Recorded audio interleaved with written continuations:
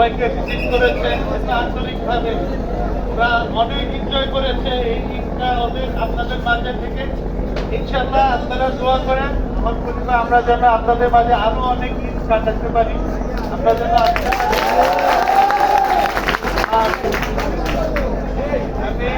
আমি তো বারবার আসবো, বাট আপনারা দোয়া করবেন যে ওরাও যেন আসে প্রতিবারের ভিতরে এরকম আরো বেশি যেন আনন্দ করে আপনাদের মাঝে।